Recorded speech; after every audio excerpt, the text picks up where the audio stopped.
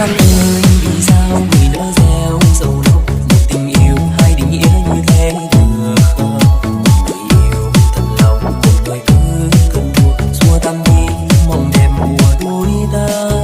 Nắng bên thềm dần hai người bước đi cùng nhau, tình yêu ấy mang trong tim lời hứa còn người.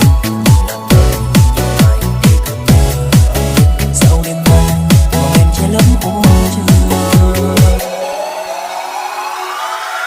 Đã như làn mây bay bay về nơi xa xăm mịt mù, để cho anh lẻ loi giờ tìm đâu những ngày xưa ấy. Tình cho đi thì sao cũng để yêu thương ngày nào, rồi mai đây thì anh sẽ biết ai yêu anh tận lòng. Giá như mình đừng quên sẽ đem vẫn đi ta chưa về, vì trong tim của anh người làm nắng chan hòa vô sao. Giờ mỗi đứa một nơi cuộc sống